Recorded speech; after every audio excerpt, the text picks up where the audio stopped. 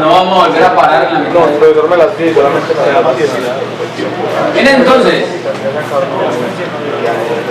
la respuesta a este problema, o una explicación razonable al problema, la propone entonces Einstein. El hombre dice, vea, supongamos por un momento que este tipo Planck tiene razón.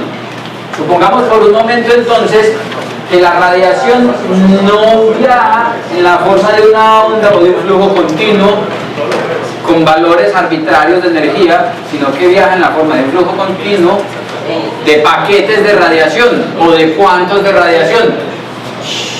Los mismos cuantos de radiación de los que hablaba Planck, de energía H por nu. ¿Ya? Supongamos entonces, además, que lo que usted ve como una onda electromagnética viajando hacia la plaquita en la forma de un rayo de luz no es realmente una onda electromagnética, sino un chorro de partículas. De tal manera que cuando usted prende una lámpara e ilumina la placa metálica, en lugar de estar emitiendo un chorro de ondas electromagnéticas, está emitiendo un chorro de partículas. Cada una de esas partículas con una energía,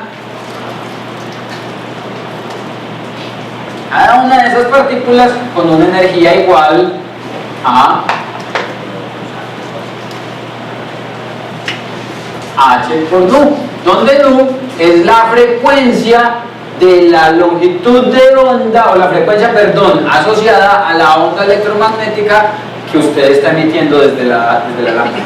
Entonces lo que el man dice es, deje de pensar por un momento,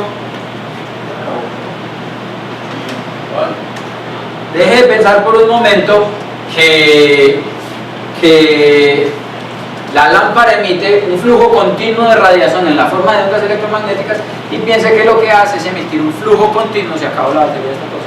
No. Un flujo continuo de partículas que tienen todas una energía igual a la energía de la onda electromagnética y una frecuencia igual a la frecuencia de la onda electromagnética. Y a cada una de esas partículas la vamos a llamar un fotón, una partícula portadora de la información de la onda electromagnética. Supongamos entonces que cada una de esas partículas es una bolita de energía, ¿cierto? Una bolita de billar. Entonces usted tiene aquí una superficie metálica y en lugar de estar tirando entonces con la lámpara una onda electromagnética, le dice Einstein, no piensa en una onda electromagnética, piensa entonces en que usted tira un chorro de bolitas. Y esas bolitas entonces de alguna forma impactan a los electrones que están en la placa metálica. Así como cuando usted tiene una mesa con arena regada y usted le tira una piedra o una bola de billar a la mesa. ¿Qué pasa con los granitos de arena? Pronto, el mismo brincan. De una forma similar entonces, piensa entonces que estos fotones, estas partículas de luz, llegan a la placa metálica, impactan la placa, eventualmente impactan a los electrones de la placa y cuando esa partícula le pega a un electrón de la placa lo hace mover, Lo excita. lo hace mover, así como cuando usted va por la carretera y un carro lo impacta y lo hace mover y lo hace brincar al otro lado de la antena.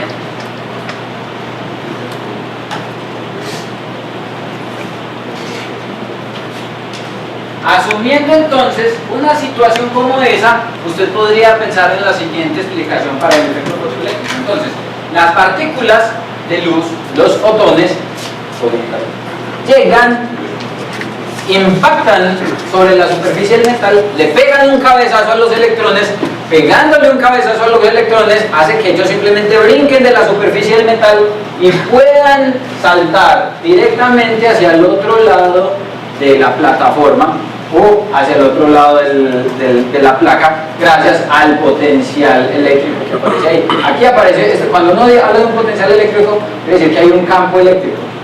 Ese electrón se encuentra con ese campo eléctrico entonces y se mueve de un lado al otro de la placa como si hubiera construido un puente para que él pudiera pasar desde aquí hasta acá.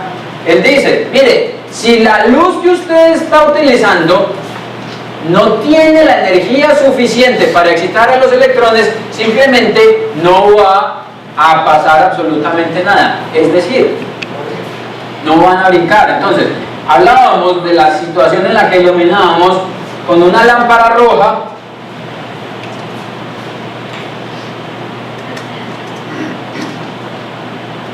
y con una lámpara azul. Inicialmente, entonces, usted ilumina con una lámpara roja. La lámpara roja entonces ya va a emitir un chorro de fotones con una energía igual a E igual a H por la frecuencia de la luz roja. ¿Cierto?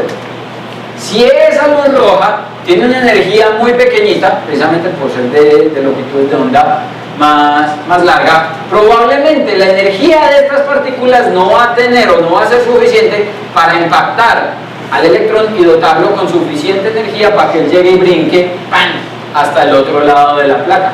Así como pasaría en la situación en la que en lugar de ser el carro el que lo impacta a usted, sea usted el que impacta al carro. ¿Cuántas veces se ha visto que en el choque con un carro es el carro el que brinca?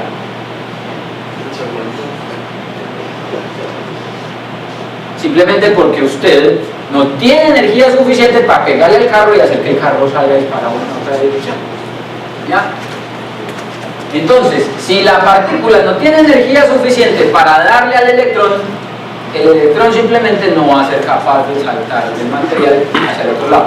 De hecho, lo que tiene que hacer el fotón es interactuar con el electrón y darle energía suficiente para que él se escape de la ligadura que tiene asociada al metal. Los electrones están ligados a los metales. Recuerden la cantaleta que siempre les he dicho. Gracias a que hay una fuerza electrostática, los materiales como estos se forman a través de cadenas moleculares. Y esas cadenas moleculares tienen asociada una fuerza. Y cada vez que usted le va a arrancar una partícula a esta cosa, usted tiene que invertir una energía. Si esa energía que usted invierte no es suficiente, usted no es capaz de quitar la partícula. Pasa exactamente lo mismo con esto. Supongamos que es un electrón en la superficie de una lámina metálica. Si yo no jalo el lapicero con la suficiente energía, ¿lo voy a arrancar o no lo voy a arrancar de la superficie? No lo voy a arrancar de la superficie. Si yo lo jalo con suficiente energía, solamente en ese caso el electrón, en este caso, es capaz de desligarse del material e irse al otro lado. Si yo ilumino en lugar de con energía roja, ilumino con una lámpara de energía azul o energía ultravioleta, como aparece en el dibujito, entonces la energía de esos fotones ultravioleta es mayor que la energía de los fotones de luz roja y potencialmente entonces puede hacer que un impacto de uno de esos fotones en uno de los electrones sí le dé la energía suficiente para que el man se vaya del material y pase al otro lado. Solamente si usted considera que la luz está compuesta de un chorro de partículas puede explicar el efecto fotoeléctrico. Si usted asume que la luz es una onda, un flujo continuo de radiación que tiene una energía arbitraria, en esas condiciones usted no puede de ninguna manera explicar el efecto fotoeléctrico. Los fotones existen gracias a Einstein y gracias al análisis que él hizo de este experimento. Decime. No, sí iban a preguntar, pero como no a Compton le dieron también el Nobel de Economía. A Compton, sí, creo que a Compton le dieron. ¿Ahí? ¿Perdón? Sí, no, por eso, sí, creo que le dieron el premio Nobel de Física, pero no recuerdo. No recuerdo cuándo, pero muy probable. En esta época yo estaba entrando en el campo cuántico, el análisis del modelo de esto es anterior, todo esto es anterior a eso. Ahí hay un problema, y es, claro, porque si todavía estaba el ahí estamos con la mala nuestra problema, porque el análisis de que los fotones golpean y tienen energía suficiente, o una especie de energía suficiente a los electrones y no a los átomos enteros. Porque es que en ese modelo atómico viejo era una torta con los protones y los electrones. Era como sacarle una pasa a la torta. Es completamente... a estas alturas de la vida ya se sabía que uno podía ionizar un átomo. Y se sabía muy bien que ionizar un átomo era simplemente quitarle un electrón. De tal manera que no entra ningún tipo de contradicción con el átomo.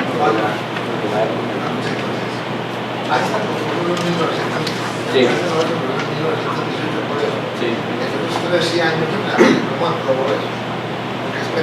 Con el mismo experimento, es que el experimento ya estaba hecho. Él lo hizo Exacto.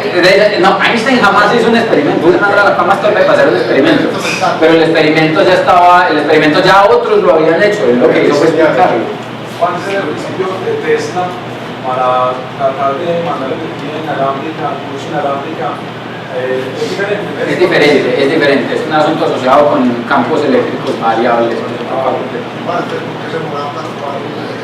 Porque yo diría, yo no sé, yo cuando estaba muy chiquito, pero yo diría porque estaban confundidos, porque no tenían ni la más mínima idea de por cuál de todos los trabajos darle el premio Nobel, si por el movimiento browniano, que es muy importante para la mecánica estadística, si por el efecto fotoeléctrico, que fue muy importante para la mecánica cuántica, o si por la relatividad.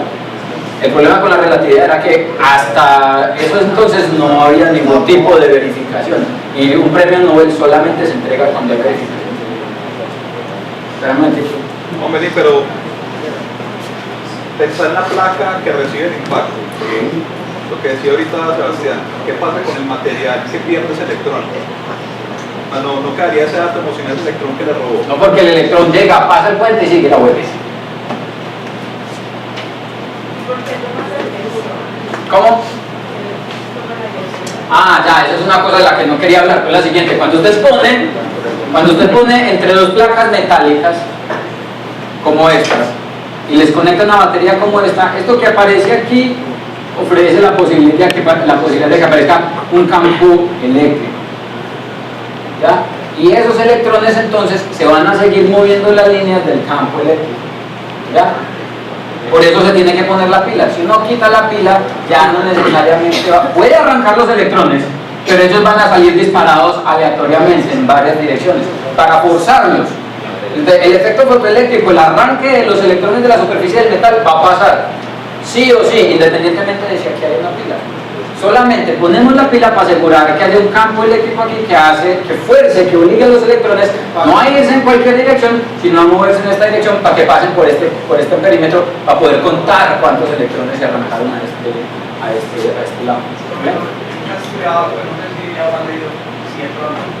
Además de ponerle la luz de ultravioleta en la placa, si en el ánodo también le pongo una luz, habría entonces también electrones. Sí, si vos iluminas este lado, también arrancas electrones. El asunto es, si arrancas los electrones, ellos van a salir disparados en esta dirección, pero el campo eléctrico los va a obligar a devolverse. Sí, no, pero me refiero a los simultáneamente en las placas, iluminar las placas y se produce un efecto. Entonces, hay varias formas de verificar esta situación, o varios escenarios en los que es muy importante el efecto fotoeléctrico. El primero de ellos es el experimento mismo. El experimento salió antes que la teoría. El experimento del efecto fotoeléctrico estaba hecho en 1905. Y Einstein, con ese experimento que nadie podía explicar, lo que hizo fue, bueno, el experimento lo hizo Pepe y llego yo y lo explico, porque Pepe no fue capaz de explicarlo. ¿Ya? Pero hay situaciones, hay escenarios, particularmente escenarios astrofísicos, en los que eso pasa mucho. En particular, por ejemplo, el efecto Compton, que es un efecto que no se puede otra vez explicar si usted no asume la naturaleza corpuscular de la luz. Es decir, si usted no asume que la luz, en lugar de ser una onda electromagnética, es un chorro de partículas. Un chorro de partículas que nosotros vamos a llamar los fotones. ¿Perdón? Los fotones no tienen absolutamente ninguna carga eléctrica, no tienen absolutamente ninguna masa en reposo. Los fotones son partículas que cargan, que portan la información del campo electromagnético. Entonces no tienen carga eléctrica, son eléctricamente neutros, no rotan, nada. Solamente tienen asociadas las propiedades de la onda electromagnética que van representando. Entonces cuando yo hablo de un fotón de luz ultravioleta, estoy hablando de un fotón que carga las propiedades de una onda electromagnética ultravioleta. Cuando hablo de un fotón de luz roja, estoy hablando de un fotón que carga las propiedades de la onda electromagnética roja, la misma longitud de onda, la misma frecuencia, la misma energía. ¿Ya? O sea que un fotón carece de espín. ¿Cómo? Un fotón carece de espín.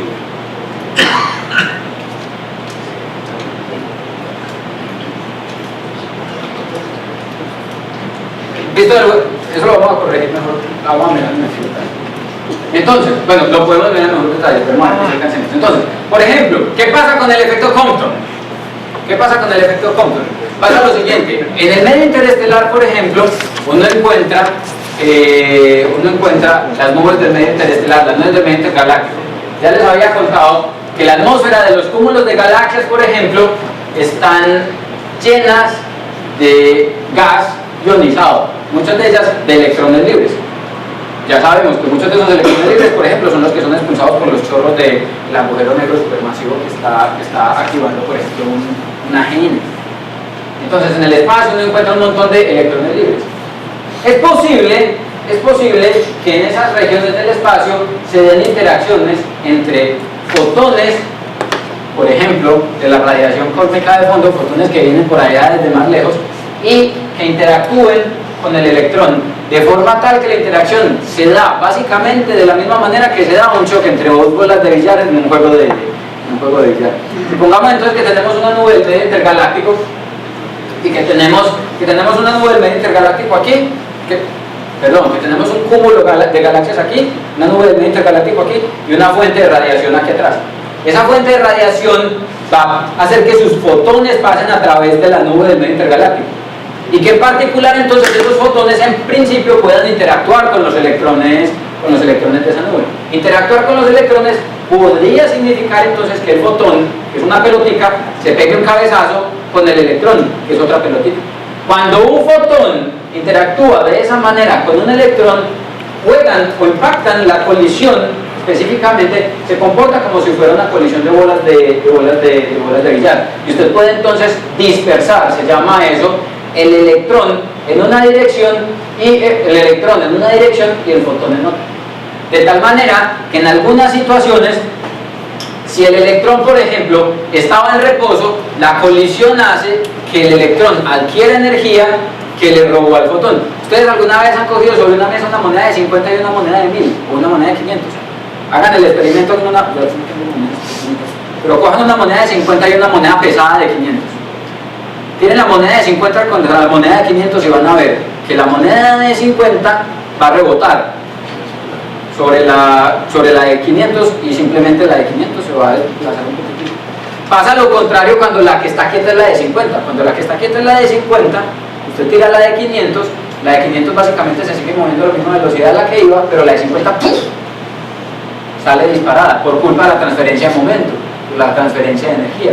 Lo mismo pasa en una colisión, en una interacción de este tipo, en una dispersión de este tipo. Usted tiene un electrón en reposo y viene un fotón de ultra alta energía y pues madre y le pega un guanabanazo al electrón.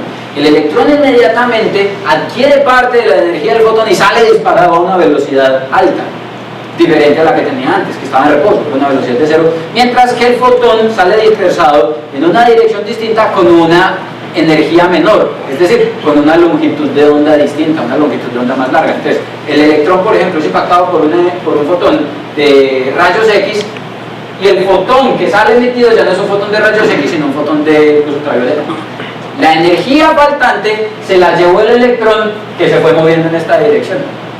Cuando uno observa ese tipo de mapas, por ejemplo, en la radiación cósmica de fondo, verifica que eso pasa, por ejemplo, mirando regiones en las que los mapas de radiación cósmica de fondo aparecen ser más fríos.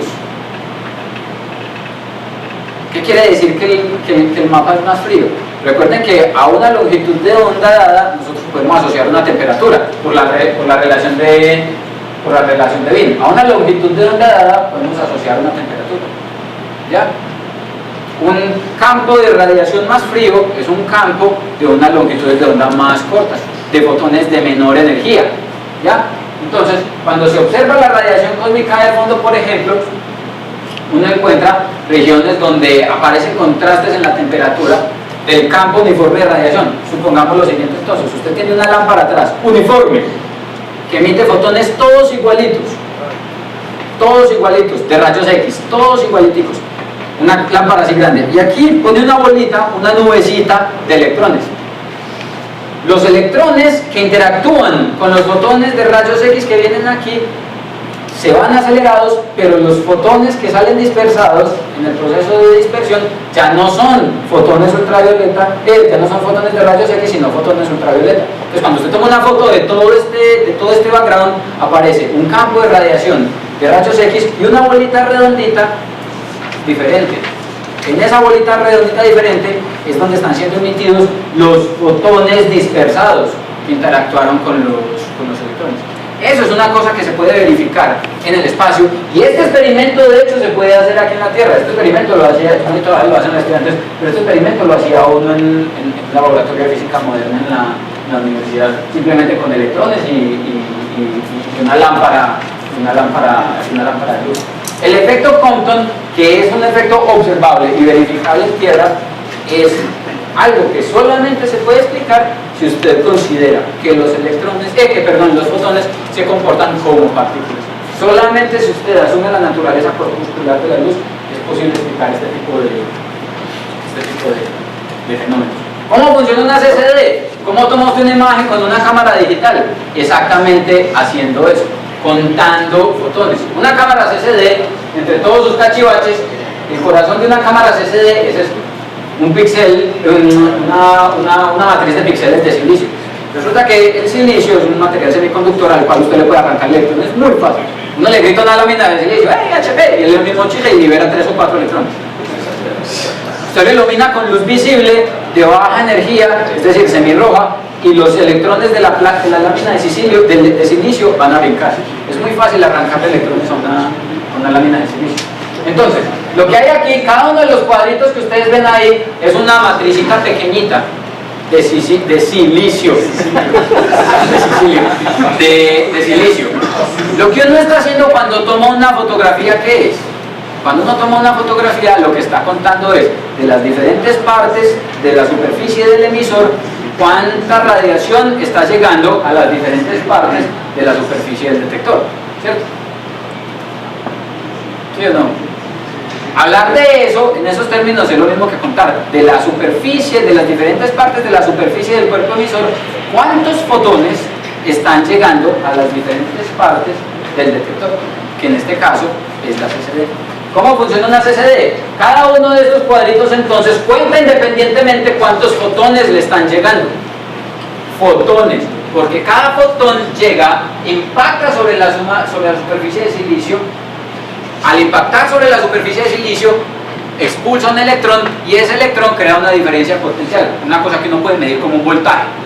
Cuando uno va a medir la imagen o va a mirar la imagen, lo que hace es aquí simplemente con un conjunto de circuitos medir cuál es el voltaje de cada una de las celdas en la CCD, y midiendo los voltajes en cada una de las celdas de la CCD uno sabe cuántos fotones incidieron y sabe entonces cuál fue la intensidad de radiación que llegó a cada punto, y así reconstruye la imagen. Por eso su cámara CCD no funciona sin pilas, porque usted necesita ponerle pilas para que de alguna forma se acumule la carga asociada al proceso de incidencia de los fotones. Básicamente de la misma manera, por ejemplo, funcionan las fotoceldas, las celdas fotoeléctricas de las lámparas de la calle. Miren que cuando se va la luz, inmediatamente se prenden las lámparas, se prenden solas. No es que hay un señor que llegue, no hay un señor en EPM prendiendo, subiendo y bajando breques para los quién sabe cuántos barrios que hay en Medellín. Eso se hace automáticamente con una celda fotoeléctrica que funciona básicamente de la misma manera, simplemente que a la inversa. La celda fotoeléctrica detecta todo el día cuando hay luz, y hay un circuito adentro que le dice: mientras haya luz, no se prenda. Cuando desaparece la luz o cuando la luz baja a un nivel inferior al cual ella puede detectar, ahí el circuito le dice: la luz cayó por debajo de un umbral, préndase. ¡Pac! Inmediatamente prende la lámpara. Más o menos así funciona. Las celdas fotovoltaicas son poco eficientes hoy todavía, donde se pierde las partes de energía cuando se pierde. Bueno, las celdas fotovoltaicas son las... No, las fotovoltaicas, la generación de energía eléctrica con luz solar. ¿Por qué es tan poco eficiente ese proceso? No es que sea tan poco eficiente, sino que es muy caro poder producir este material. Para poder asegurar que esta cosa funcione con una eficiencia grande, el material que hay aquí tiene que ser muy selecto. Entonces puede ser un silicio con germanio, que hay que ser muy puro. Y hacer eso es muy costoso. Entonces, si uno no tiene una celda con material suficientemente puro, entonces pierde ganancia en términos de que necesita más energía, fotones de más alta energía para poder arrancar los electrones de la placa para producir la corriente eléctrica, que no pasa cuando usted solamente tiene la luz del sol. Si el sol emitiera radiación ultravioleta, seguramente que todas las placas de energía solar fotovoltaica funcionaban full al 100%, pero el sol afortunadamente no emite, al menos a la superficie de la Tierra, suficiente radiación ultravioleta. Es un asunto de la constitución de la lámina, más que cualquier otra cosa. Diría yo en medio de nuestra ignorancia en efectos técnicos. Entonces los láser tienen que ver con eso. ¿Perdón? ¿Los rayos láser? No. Y siempre con un fotón de energía se genera, pasa ultravioletación. ¿Perdón? Cuando un fotón pierde energía, pasa siempre. Depende. Usted tiene un fotón ultravioleta. Y si ese fotón ultravioleta pierde energía, ¿a dónde puede caer? Vamos a la tablita. Entonces, usted tiene aquí un fotón de rayos X. Cuando usted tiene un fotón de rayos X y le quita energía, él puede caer en cualquier parte del espectro electromagnético por debajo de esa energía. Depende de cuánta energía le quite. Es como un rico, coge Ardila Lule y le quita $1.000.000 de pesos. Él va a dejar de ser Ardila Lule de rayos X y va a seguir siendo Ardila Lule de rayos X porque $1.000.000 de pesos para más nada. Usted coge Ardila Lule y le quita $1.000.000.000, probablemente ya no va a ser Ardila Lule con $1.000.000.000, sino que va a ser igual a mí. Por aquí en la cola. Ya pasa lo mismo. ¿De qué tipo a qué tipo va a pasar un fotón? Depende de la cantidad de energía que haya involucrada en el proceso. Si tiene un fotón de alta energía y le quita mucha energía, entonces él puede pasar súbitamente de ser un fotón de rayos gamma a ser un fotón de luz ultra, de una onda de radio. Pero tiene que quitarle toda la energía de bajada. Pero si por ejemplo el fotón de luz ultravioleta, usted simplemente le quita un poquito ese fotón de luz ultravioleta, ya no va a ser un fotón de luz ultravioleta, sino que va a pasar a ser un fotón de luz visible, por ejemplo. Entonces depende, el salto de energía, el cambio de fotón de tipo a tipo depende de cuánta energía, el salto de energía que haya en el proceso. Bueno, en la diapositiva anterior, los mapas de la radiación cósmica de fondo le restan esos efectos Compton, los dejan así tal cual. Depende de lo que uno está haciendo. Uno utiliza esto, por ejemplo, cuando esto pasa en la radiación cósmica de fondo, se estudia con una cosa que se llama efectos unidad de Selden. Y hay una forma particular de identificar estos parches asociados a los efectos unidad de Selden cuando uno los coteja con los mapas de las imágenes en rayos X de los cúmulos de galaxias. Entonces se sustraen para estudiar, por ejemplo, las estructuras primordiales. Ese proceso puede ser inverso, puede ganar. Sí, hay uno, aquí yo lo tengo, pero no lo expliqué en efecto. Esto es efecto Compton directo y también hay efecto Compton inverso, en el que usted tiene entonces un electrón acelerado, usted coge y patea el electrón de alguna manera, la interacción puede hacer que el electrón pierda energía y la energía perdida se convierta en un fotón emitido. Y eso correspondería a lo que nosotros llamamos efecto Compton inverso. Es completamente posible, es una interacción en dos direcciones, no es nada.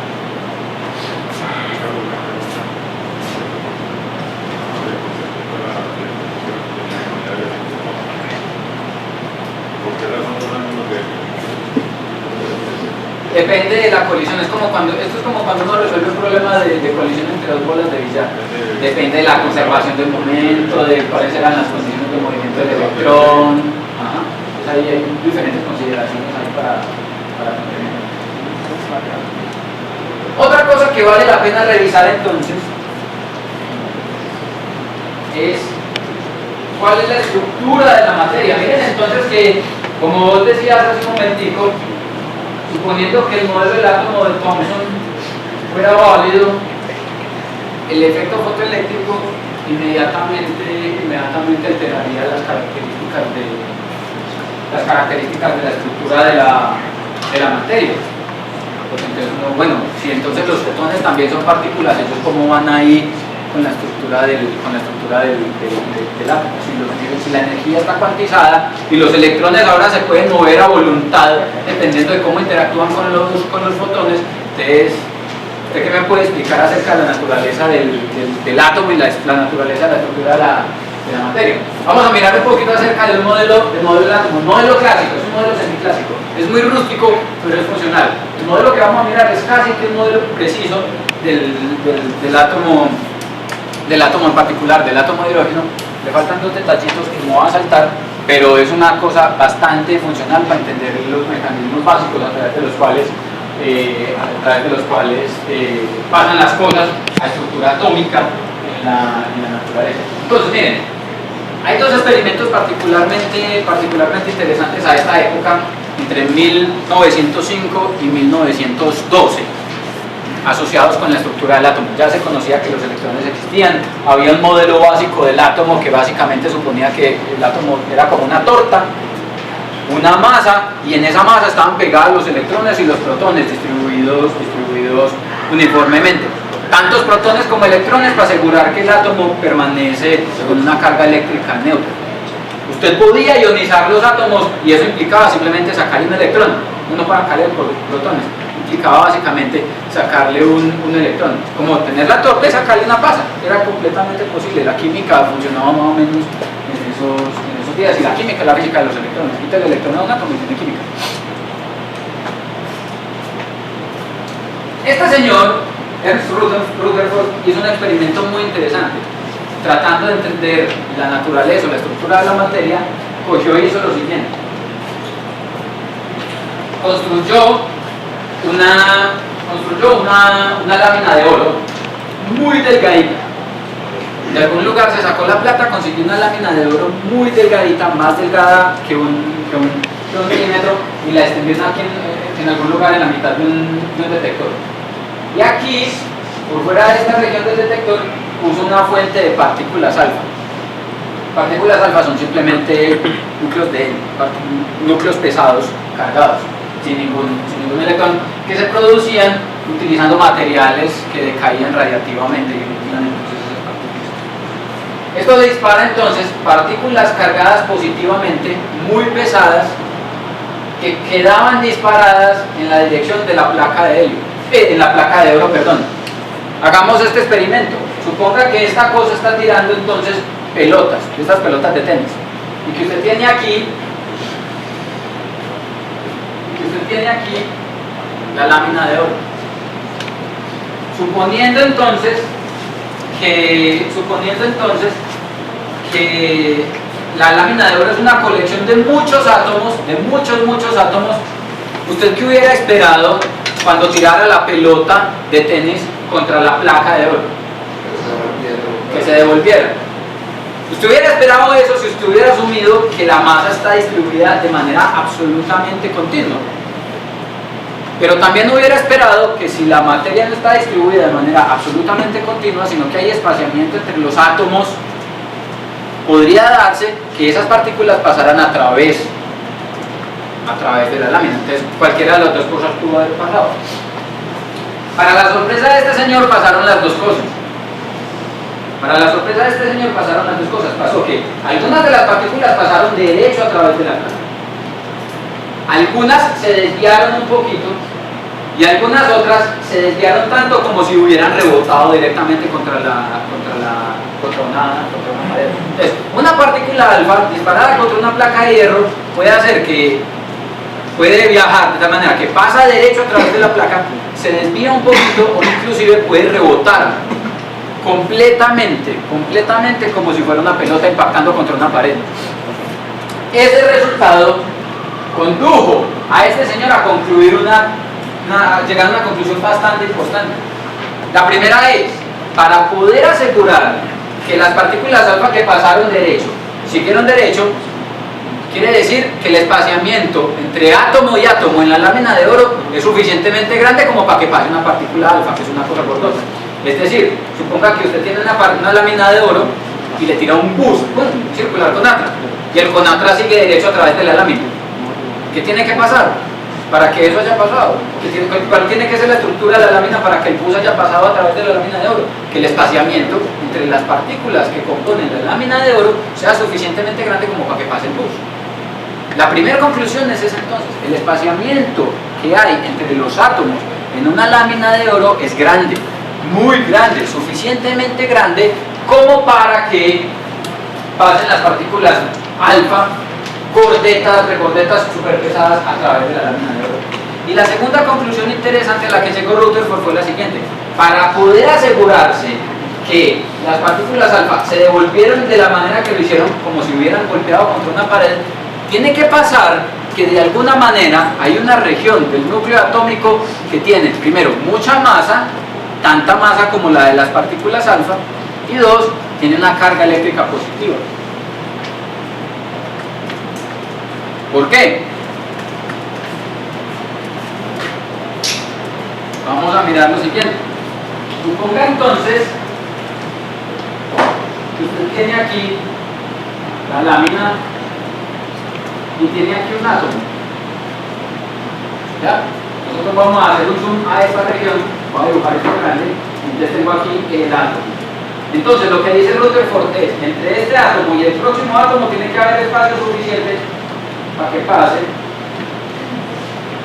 una partícula alfa.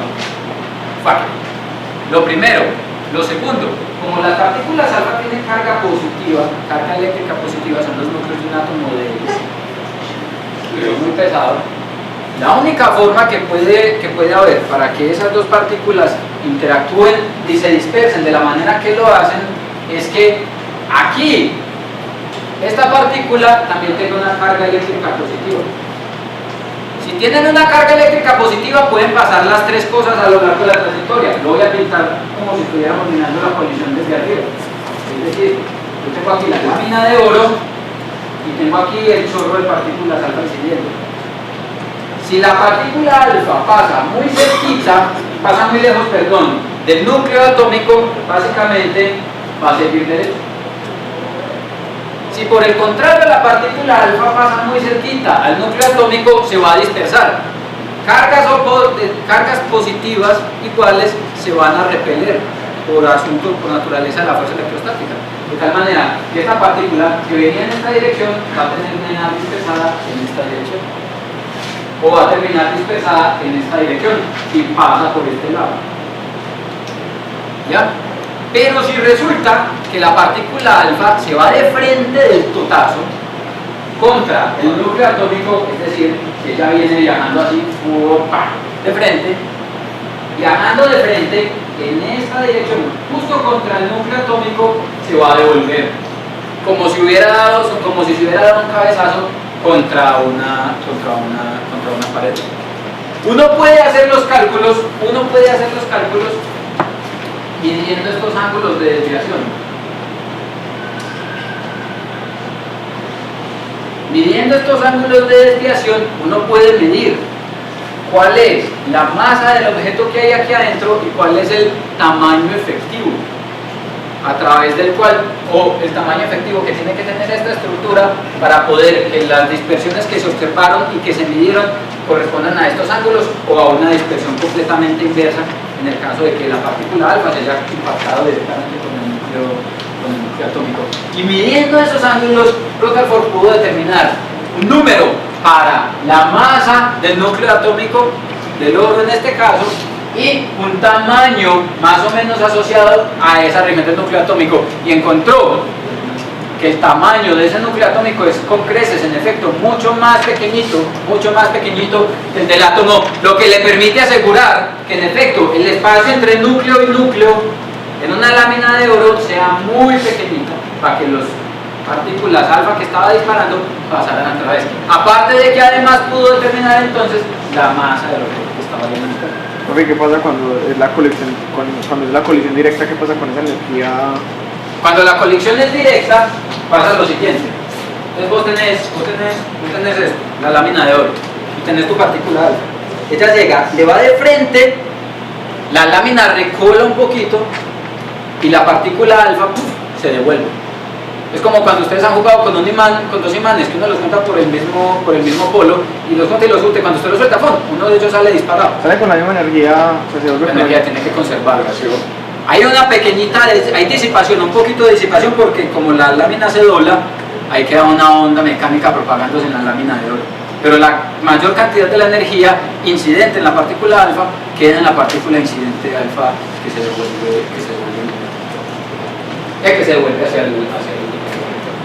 Esto permitió entonces establecer que hay algo particular en la estructura del átomo, y es que no es una torta donde los protones y los electrones están distribuidos como pasas, sino que la materia en los átomos está distribuida de forma tal que hay una cosa nuclear muy pesada que tiene carga eléctrica positiva, que es el núcleo atómico, y para asegurar que los átomos tengan carga eléctrica neutra, los electrones tienen que estar por ahí en algún lado. ¿En dónde están? Dando vueltas alrededor del núcleo. Y el espacio entre el núcleo y los electrones es simplemente gigantesco comparado con el tamaño del núcleo mismo. Esa es más o menos la consecuencia o el resultado más grande que se obtiene a partir de este experimento de Rutherford. ¿Qué tanta razón tenía Rutherford? ¿Cómo? Que yo sepa, solamente lo hizo con oro. Uno puede hacer el experimento con diferentes materiales. No sé si era fancy. Con oro es relativamente fácil. ¿Cómo? No, es relativamente fácil hacer este experimento porque el oro es muy pesado. El núcleo atómico del oro es muy pesado. Entonces, la dispersión de las partículas alfa es fácilmente medible con oro. No puedo haber utilizado platino, porque platino no está. Y ya hacer una lámina de uranio no es tan fácil, porque eso es simplemente un asunto de conveniencia. ¿Qué tanta razón tenía Rutherford con respecto a la masa del núcleo? Mucha.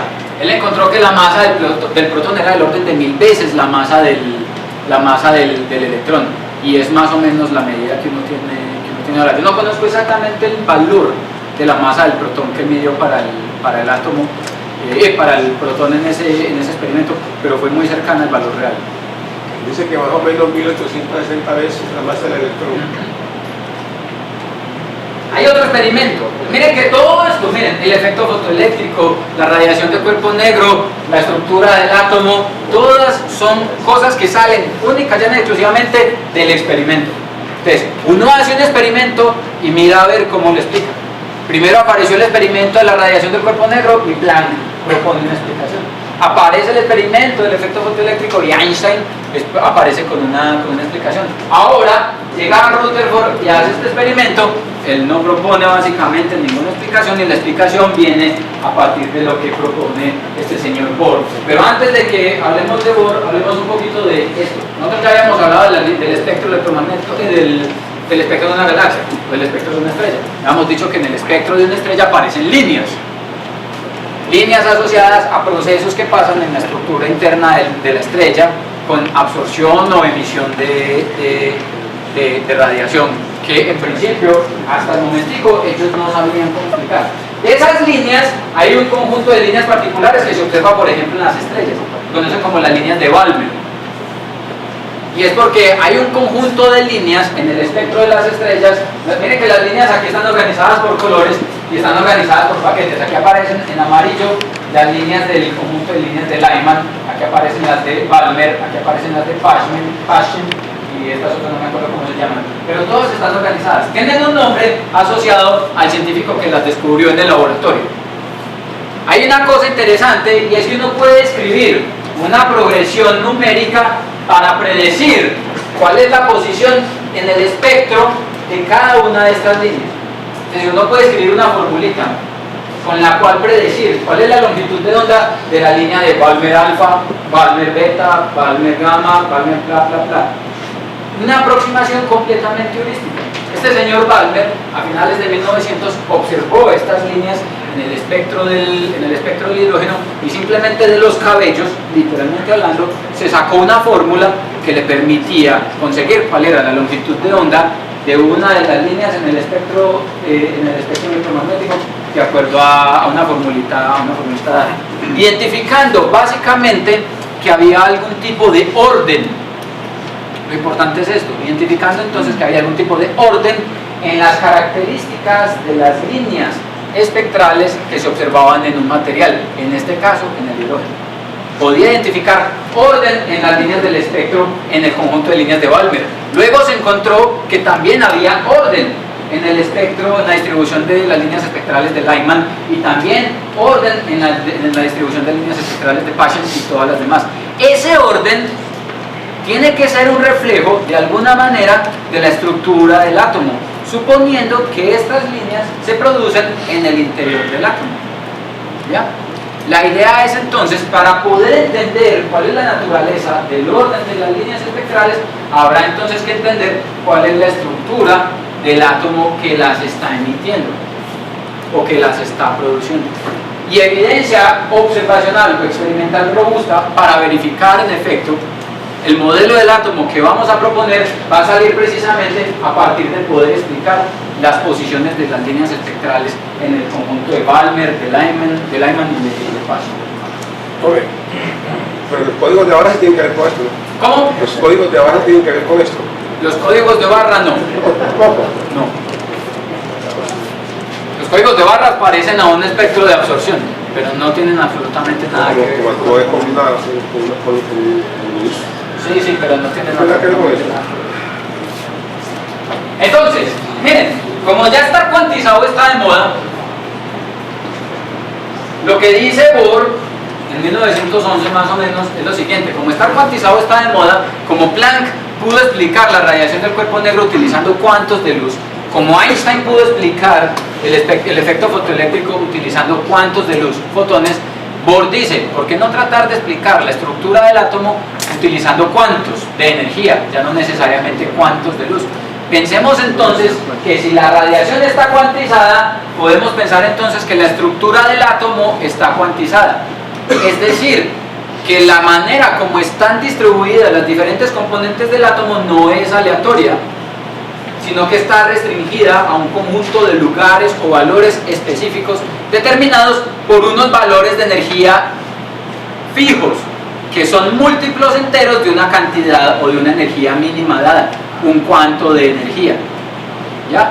Esa es la idea inicial que propone Bohr.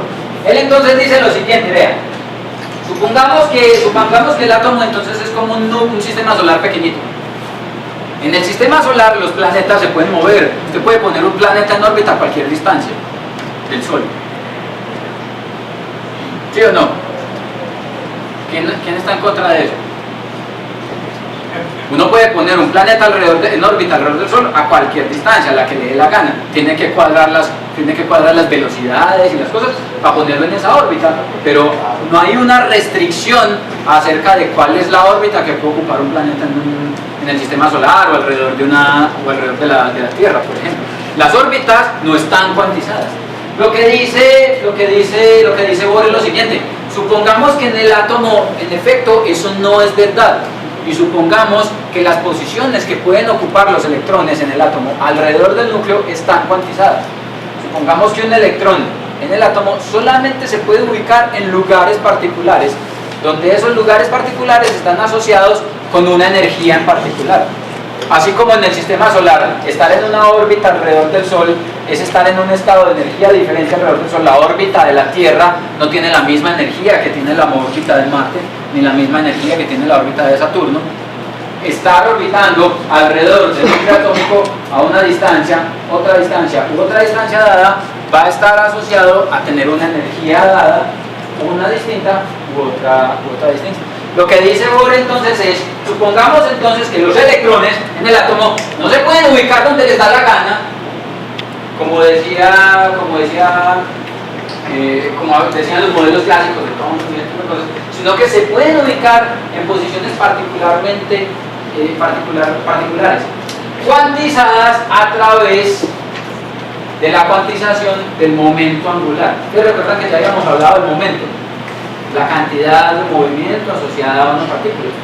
Cuando uno habla del movimiento rectilíneo de una partícula, habla del momento lineal, la cantidad de movimiento asociada al movimiento en una línea recta.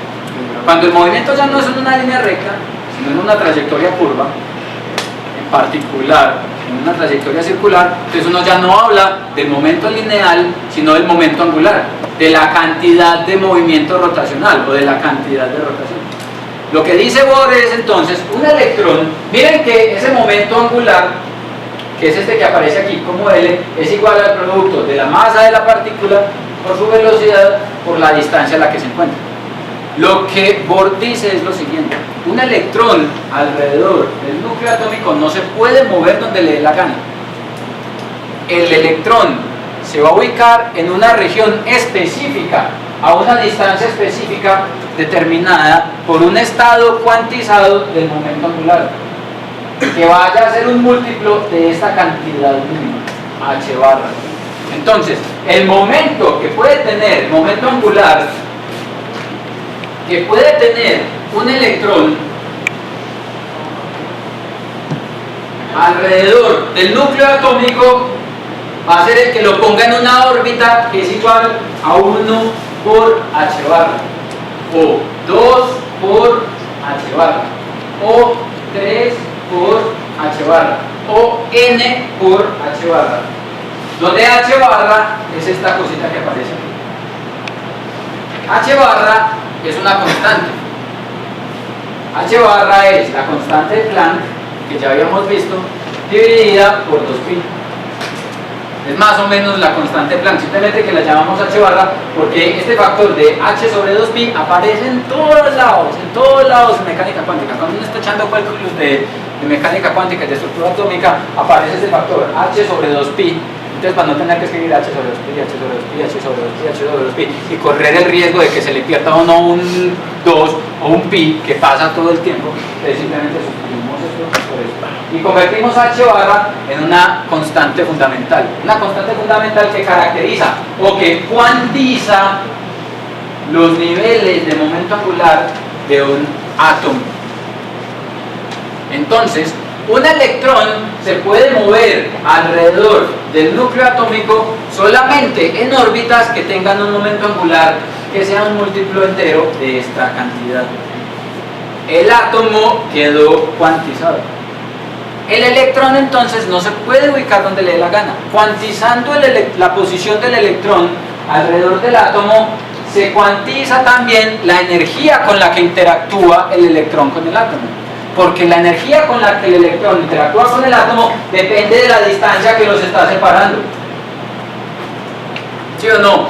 Como un electrón y un núcleo atómico se atraen electrostáticamente, el electrón tiene carga eléctrica negativa, el núcleo atómico tiene carga eléctrica positiva, ellos se atraen y esa atracción, esa interacción tiene asociada o involucrada una energía. Dependiendo de la distancia va a ser el valor de la energía. Entre más grande sea la distancia, va a ser menor la energía asociada a la interacción entre el átomo, el núcleo atómico y el electrón. Pero como ahora el electrón no se puede ubicar donde le dé la gana, sino que tiene que estar aquí, tiene que estar aquí y tiene que estar aquí, entonces la energía asociada a las interacciones atómicas va a estar también cuantizada, discretizada, a la que está asociada a esta órbita de momento angular, a esta órbita de momento angular o a esta órbita de momento angular. Los electrones en un átomo entonces son como ustedes en este auditorio, no se pueden sentar donde les dé la gana, usted solamente puede sentar aquí, solamente puede estar aquí, solamente puede estar aquí, aquí y acá. Usted no, en principio usted no puede sentar acá, en principio usted no puede sentar acá. Hay una posición asociada a la cuantización de la estructura del átomo que obliga entonces a los electrones a moverse en unas condiciones bastante restringidas. Cada uno de estos números n, asociado a un valor del momento angular orbital del electrón alrededor del átomo, va a definir lo que nosotros vamos a llamar un nivel de energía atómico. Porque este valor, cuando n es igual a 1, va a hacer que solamente cuando n es igual a 1 el electrón se ubique ahí. Cuando n es igual a 2, el momento angular es distinto, 2 veces por h barra. La órbita es distinta, es un poquito más grande y usted, al estar 2 veces más lejos, va a tener entonces una energía distinta. Entonces es un nivel energético distinto. Cuando n es igual a 3 es este, n igual a 4, n igual a 5, n igual a etc. Entonces, para cada valor de n hay un momento angular orbital, por tanto, un radio de la órbita diferente y por tanto una energía diferente. Entonces, esto se vuelve un nivel de energía cuantizado esto se vuelve otro nivel de energía cuantizado, este otro nivel de energía cuantizado, y así es como decimos entonces que el átomo está estructurado como un núcleo atómico y alrededor están los electrones ocupando niveles de energía discretos. El primer nivel de energía, el segundo nivel de energía, el tercer nivel de energía, el cuarto nivel de energía, así como la gente en este edificio ocupa el primer piso, el segundo piso, el tercer piso. Usted no ha visto a nadie en la mitad de entre el piso 1 y el piso 2 permanentemente. ¿Quién de ustedes ha visto libremente a una persona a esta altura simplemente flotando? No está, no da. Ese nivel de energía no está permitido, ese nivel de energía intermedio no existe, no está permitido. Cuando usted pone una partícula aquí, en este nivel de energía intermedio, él inmediatamente cae a un nivel de energía permitido estable. Por ejemplo, entonces, si usted pone un electrón entre este y este nivel de energía, el electrón inmediatamente va a caer al siguiente nivel de energía estable, que sería este, ¿ya? Porque solamente ahí encuentra piso donde pararse. ¿Estamos claros? Esa es la estructura del núcleo atómico básica, muy básica, muy elemental, y corresponde al modelo atómico de Bohr. A cada uno de estos circulitos asociado a un nivel de energía, nosotros lo vamos a llamar un orbital, porque está asociado con una órbita del electrón. ¿Se acuerdan de química que les hablan del orbital, STD, de los niveles de energía y ese tipo de cosas? Están asociados precisamente a los números que aparecen aquí. Estos números van a ser lo que nosotros vamos a llamar en lo sucesivo los números cuánticos, porque este número va a caracterizar el nivel de energía en el que se encuentra el electrón. Conociendo el nivel de energía en el que se encuentra el electrón, básicamente conocemos todo lo que necesitamos saber sobre ese electrón. Conociendo ese número cuántico, podemos describir o caracterizar el comportamiento de ese electrón. Entonces, en lo sucesivo, en lugar de hablar de la energía del electrón, en lugar de hablar del radio de la órbita del electrón, en lugar de hablar del momento angular de la órbita del electrón, vamos a hablar del número cuántico, n. Porque sabiendo cuál es n, sabemos cuál es el momento angular de la órbita, sabemos cuál es el tamaño de la órbita y sabemos cuál es la energía de la órbita. Y todo se reduce entonces a describir las características de esas partículas en términos de esos números cuánticos. En este caso, el número cuántico principal, que dice entonces cuál es la órbita o el orbital en el que se encuentra ubicado el electrón en el átomo. Si el número cuántico es 1, quiere decir que es el electrón que está más cerquita al electrón. Si el número cuántico orbital es 2, quiere decir entonces que está en la segunda órbita. Si es 3, está en la tercera órbita, y así sucesivamente. ¿Alguien iba a preguntar algo? Pero yo puedo hacer que un electrón cambie de dirección, cargando perdiendo energía. Sí. ¿Cómo puede hacer que un electrón cambie de nivel? Perdiendo, ganando energía. Usted puede, en efecto, miren, este estado de energía no está permitido, es inestable, él inmediatamente va a colapsar a uno, estable. Lo mismo va a pasar cuando yo tire el marcador de abajo para arriba. Si yo lo tiro de abajo para arriba, él llega a la mitad y se devuelve, no. Pero si yo lo tiro con suficiente energía, para que llegue al segundo piso, llega al segundo piso y ahí se queda. Yo puedo hacer que un electrón cambie de estado de energía, cambie de nivel de uno al otro, si yo le doy energía suficiente para que pase a otro estado de energía estable. ¿Ya? O puedo hacer lo siguiente, yo puedo tirar el marcador desde el segundo piso hasta el primero, y en las dos situaciones pasó exactamente lo mismo, un proceso energético que hizo que el electrón pasara de una órbita inferior a una órbita superior, o de una órbita superior a una órbita inferior, que es lo que vamos a mirar justo ya mismo. Saliendo de los temas de la manera, se sabe si las órbitas de los planetas han sido siempre las mismas, las más la velocidad de velocidades. Eso cambia en el tiempo, todo eso cambia en el tiempo. Todo eso cambia en el tiempo, porque en el caso de la dinámica planetaria, pues esos cálculos son perfectos, pero la velocidad de rotación de la Tierra va cambiando, entonces el toque gravitacional va cambiando, la masa del Sol varía sutilmente, el viento solar afecta, las cosas no son constantes. Entonces, sí, una pregunta, pues este modelo es un modelo aceptable, es decir, es aceptable, sí. Hay un espacio entre los electrones y el núcleo. ese espacio contribuye al mismo concepto de espacio-tiempo del que hemos hablado. Sí, ese espacio entre Pablo y yo. ¿Hay expansión del espacio-tiempo? En principio podría haber expansión, no la hay otra vez por lo mismo que decíamos, y es que la fuerza de atracción electrostática es mayor que el efecto de la expansión del universo. Entonces ahí básicamente no surte efecto la expansión del universo. Pero satisface exactamente las mismas condiciones que con la Tierra y el Sol, pues ese espacio-tiempo es normal.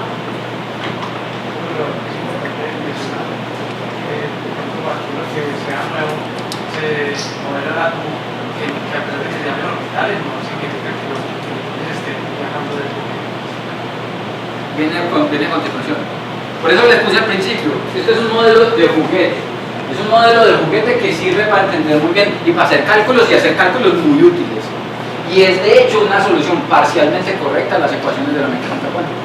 La solución de la mecánica cuántica está en términos de este número cuántico n y otros dos. De tal manera que es parcialmente una solución correcta, pero le faltan detalles. Dos de esos detalles los vamos a mencionar.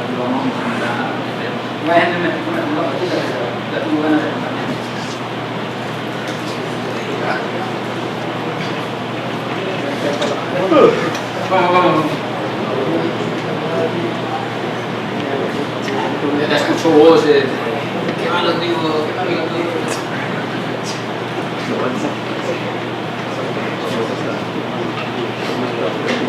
Entonces, así funciona el átomo. Ahora, ¿cuál es el asunto entonces? El asunto es, para usted puede entonces pasear a los electrones en el interior de la estructura atómica. La cuestión es que, como en el edificio, los electrones simplemente no se pueden quedar en donde les dé la gana. Ellos solamente pueden estar en el piso, el primer piso, en el piso, el segundo piso, en el piso, el tercer piso. Y los puntos intermedios son inestables. Usted pone un electrón en una posición de esas inestables que está prohibida y él va a caer al estado de energía inferior más cercano. Cuando haga eso, va a pasar lo siguiente: va a emitir radiación. ¿Por qué? Porque cuando una cosa pasa de un estado de energía superior, como es este, a un estado de energía inferior, como es ese, ¿qué pasó con la diferencia de energía entre esta posición y esta posición? A algún lugar se tuvo que haber ido. En el caso, por ejemplo, de una nube que colapsa, esa energía se convierte en radiación, que es irradiada, y es la que, por ejemplo, en el caso de la formación de una estrella, impide que toda la nube grande colapse y forme una estrella supermasiva, supergigantesca. En el caso de un electrón, lo que pasa cuando un electrón salta de un estado de energía al otro es que hay o la emisión o la absorción de un cuanto de energía, de un cuanto de radiación, de un fotón. Entonces, puede pasar que usted tenga aquí este átomo y tenga un electrón aquí. Este electrón entonces puede saltar desde este estado de energía hasta este otro, así como una persona puede saltar desde este piso hasta este.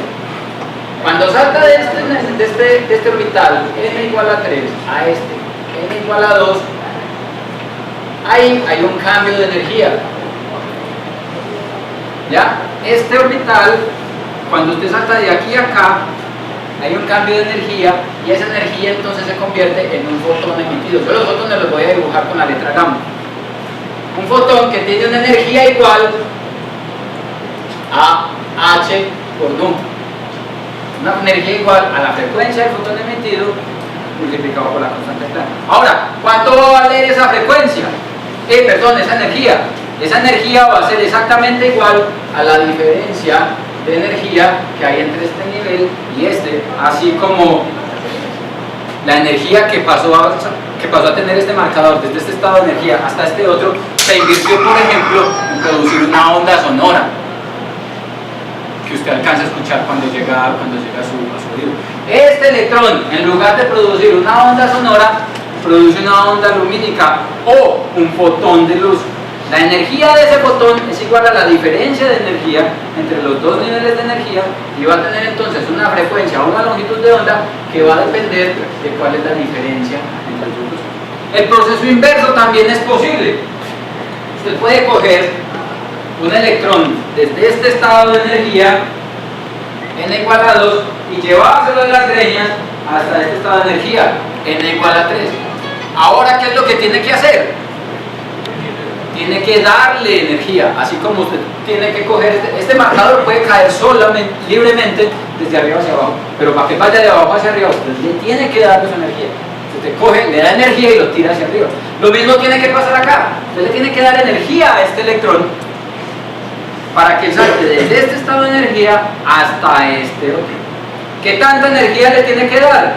Exactamente tanta energía como la diferencia de energía entre los dos niveles de energía que están involucrados en la transición. Entonces, ¿qué es lo que pasa, por ejemplo, si lo que usted tiene es una lámpara de luz ultravioleta? Esa lámpara de luz ultravioleta tiene una energía bien definida, porque como es luz ultravioleta tiene una frecuencia fija. ¡Pam! Teniendo una frecuencia fija, esa lámpara emite fotones con una energía fija, y una energía igual a H por nu, H por la frecuencia de esa luz.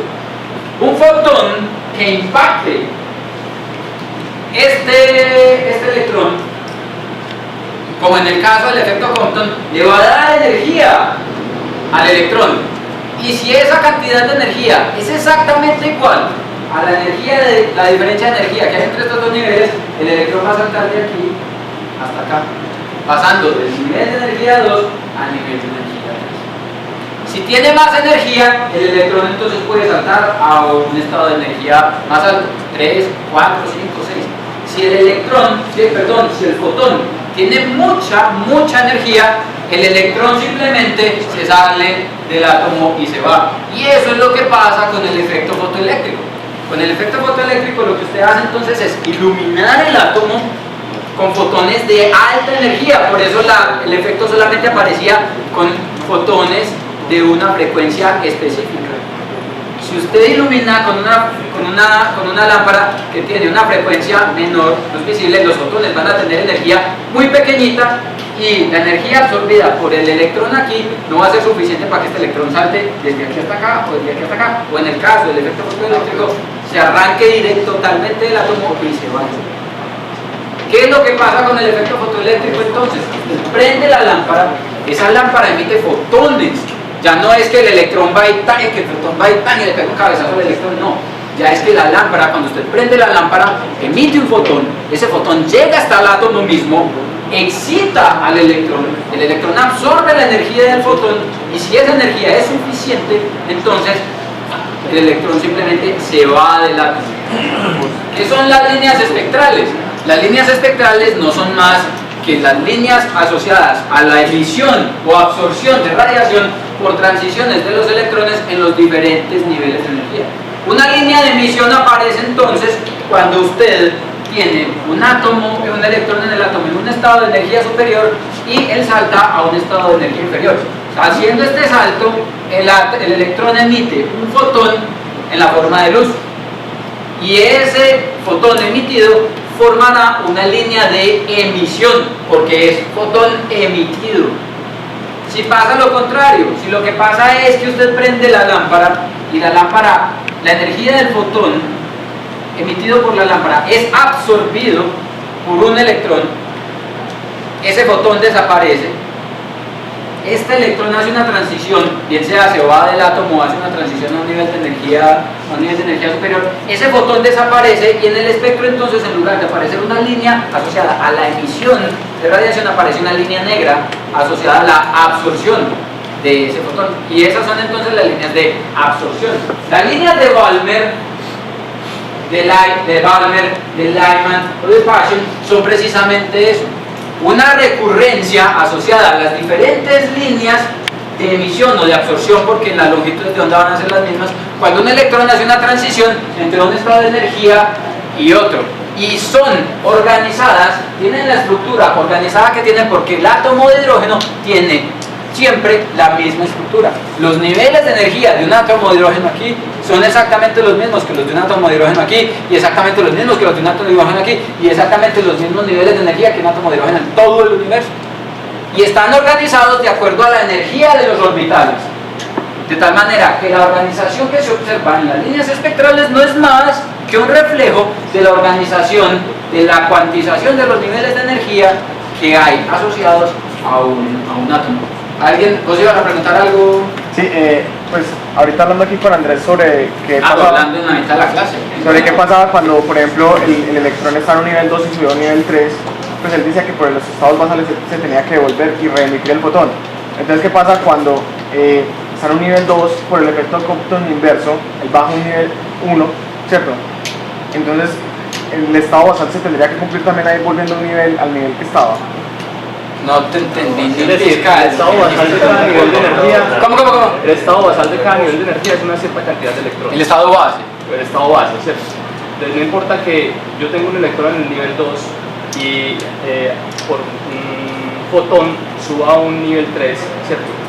Ese electrón se devuelve al nivel 2 Sí. y emite un fotón. Sí. En el efecto Compton inverso, cuando pues viene El efecto Compton inverso solamente pasa cuando los electrones están libres. Si los electrones están libres, eso no pasa. Tiene un electrón libre, Frank, golpea ese electrón y eso emite un fotón y este electrón cae a un nivel interior, un nivel de menor. No, porque no está libre. Si Pero cae, es que yo puedo suponer que están libres por supongamos, un metal que tenga los electrones en un nivel tan alto de energía que por eso pues ocurriría lo que en el cobre. Sí. ¿Cierto? Entonces, ¿ahí qué ocurriría? O sea, supongamos que él baja y no tiene que volver al nivel base. No, porque es que si él baja, quiere decir que el nivel base es el nivel de menor energía que sea. ¿Ya? Es como el efecto desastroso de la caída de un edificio. Él cae al nivel de mínima energía. El nivel de mínima energía es el piso. Vamos a ver, bueno, eso no lo vamos a ver realmente, pero ¿qué pasa, por ejemplo? Entonces, ¿por qué no todos los electrones están aquí? Pongamos ese ejemplo. En este edificio hay 5.000 personas. Porque no todos están en el primer piso, porque no cabemos. Supongamos entonces que este edificio es esta área, simplemente de aquí para arriba 10 pisos. Somos 5.000 personas y nos tenemos que distribuir en los 10 pisos, simplemente porque aquí hay un momento en el que simplemente no cabe. Entonces, alguien más tiene que caer encima. Entonces, aquí solamente puede haber un cierto número dado de electrones.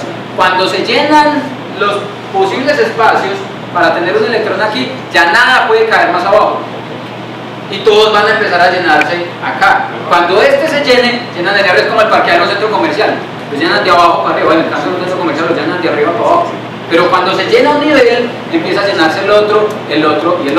Entonces, si el átomo está vacío, cuando este electrón cae, de hecho cuando vaya a caer no va a caer de aquí a acá, va a caer de aquí a acá, porque va a buscar el nivel de mínima energía, así como cuando usted se tira por el balcón de un edificio de 10 pisos, no cae al piso 9, se cae al primer piso. ¿Ya? Cuando se llene este nivel de energía, entonces el siguiente nivel de energía mínimo libre va a ser este. Entonces ahí sí, los electrones van a saltar de aquí a acá. Cuando este se llene, ellos van a caer acá y así sucesivamente. Entonces no es que caen directamente al nivel base, depende si hay espacio disponible o no para acomodar un electrón. Y si no hay espacio, supongamos, entonces... Si no hay espacio, ese electrón se va para otro lado. Entonces, si yo soy un átomo neutro, es decir, que tengo todos mis niveles de energía llenos con electrones y pasa un electrón por ahí, ese electrón sigue, porque no encuentra un lugar ahí para acomodarse. Pero no ocurre el efecto Compton inverso. O sea, no, eso es lo que pasa con el cobre. ¿Por qué los electrones pueden correr en el cobre? Porque usted tiene unos electrones que están ahí siempre acompañados al átomo y hay unos que están sueltos, y esos que están sueltos son los que se mueven a través del cable produciendo la corriente eléctrica. Profesor, eso que usted acaba de decir no solamente ocurre en niveles vecinos. O sea que un electrón, por ejemplo, del 1 puede ir al 6. Exactamente, un electrón que esté en el nivel de energía 1 puede saltar al nivel de energía 6. Si se le da la energía suficiente para que lo haga, así como el marcador que está en el primer piso, usted lo puede tirar hasta el sexto piso o hasta el 10º piso. En cada caso dependerá de cuánta energía le dio. Porque creo que ellos manejan una ley, ¿cierto? Exactamente. Entonces aquí viene otra vez. Él puede saltar hasta el 10º piso si hay espacio suficiente para que él se acomode en el 10º piso. Entonces, por ejemplo, él va del 1 al 2. Y entonces dice, hombre, no, yo podía hasta el 3 porque tengo suficiente energía para subir. Entonces él va cuantizando su estado energético. Del 1 al 2, de todas, pero no directamente del 1 al 7 o al 6. Si tiene la energía suficiente, sí, otra vez. Si la energía que le dio el fotón que absorbió fue suficiente, él podría, en principio, caer directamente al nivel 7, o al 8, o al 9 o al 10. Es posible. Depende de la energía, pero depende también si hay espacio. Es como cuando usted va a cuando usted tira el marcador. Yo me salgo y tiro el marcador. Si las ventanas están cerradas, el marcador va, le pega al vidrio, pero no entra en el piso 7 ni en el piso 10 porque está lleno. Entonces ahí pasa eso.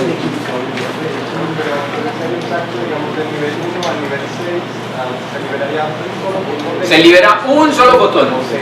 Un solo fotón. Un solo fotón. De hecho ahí no se libera un solo fotón. Si el salto es del 1 al 6, se le tiene que dar fotón, energía al electrón. Entonces se absorbe un solo fotón.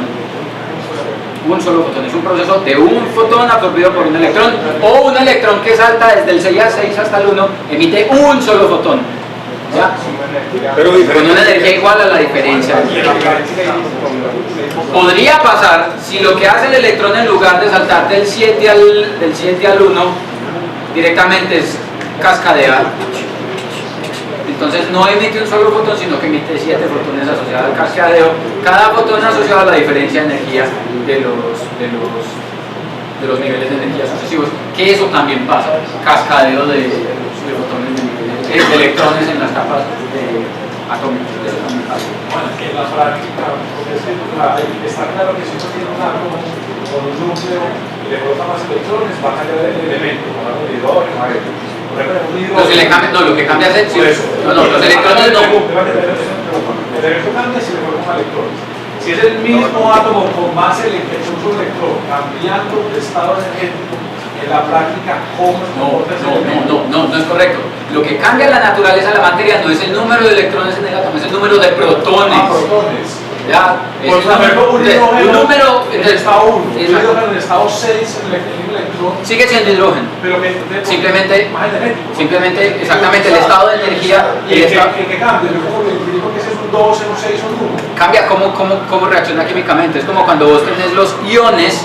Mira que vos tenés iones de calcio, vos tenés iones de sodio, iones de potasio, y son potasio, son calcio, son sodio, son iodio, simplemente que son ionizados. La respuesta química es distinta, pero el elemento es el mismo. Si usted cambia los electrones, si usted cambia la abundancia de electrones en un átomo, el átomo sigue siendo el mismo. Si usted quiere cambiar la naturaleza de un átomo, tiene que quitarle o ponerle protones. Ellos son los que definen la identidad de la estructura, porque los protones son los que definen las características de los niveles de energía. Yo escribí la ecuación, pero no tenés la discusión aquí. Esto que aparece acá es para el átomo de hidrógeno, pero si uno multiplica aquí por un número z que representa el número atómico del elemento que está considerando, entonces modifica las características de los niveles de energía y modifica básicamente toda la forma en la que se pueden distribuir los electrones. Entonces, cambia la naturaleza intrínseca del átomo como tal y la forma como se distribuye. Entonces, ojo con eso, muy importante, muy importante. La naturaleza de la materia, de los átomos de materia está definida por el número de protones que hay en el núcleo. El número de protones determina si eso es oro, si eso es platino, si eso es uranio, si eso es carbono, si eso es oxígeno. El número de electrones no define la naturaleza de ese elemento, define cómo va a interactuar con otros átomos, porque la interacción entre átomos se da a través de la repartición de la manera como comparten electrones. Entonces, la química sí se da a través de los diferentes números de electrones, pero sigue siendo el mismo elemento siempre que usted no cambie la estructura del núcleo. Mire que usted puede tener inclusive núcleos atómicos diferentes dependiendo de cuántos neutrones tenga. Usted puede tener un núcleo atómico de uranio y puede tener un isótopo de uranio. Un isótopo de un elemento es un elemento que tiene el mismo número de protones, pero que tiene diferente número de neutrones. Los neutrones no cambian los estados de energía del átomo, pero sí cambian la masa del átomo.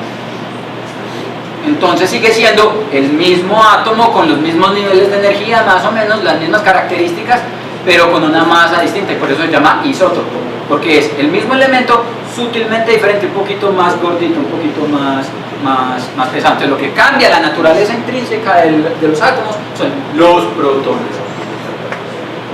La primera capa, estás diciendo que era de mínima energía. Sí. Es que no tiene como mucho sentido. Es decir, yo tengo que el momento angular es igual a la masa por la velocidad por el radio. Sí. Eso es igual a una constante, pues a n por la constante, ¿no es cierto? Sí. como la masa es la misma, porque todos los electrones tienen la misma, eso no tiene que ser constante. O sea, si yo pongo el radio pequeño, la velocidad tiene que ser muy alta, o sea, su energía tiene que ser mucho más alta. La energía es negativa, porque están ligados.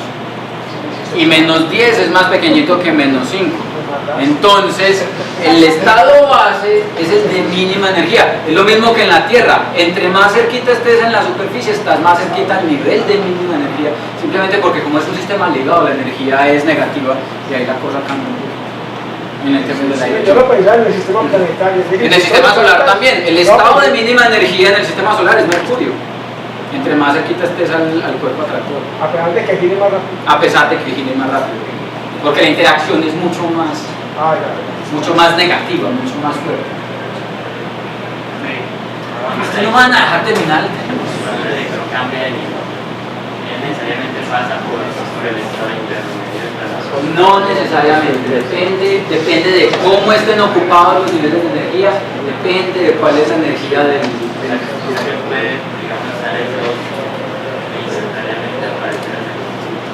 y saltar a 3 o puede saltar a 4.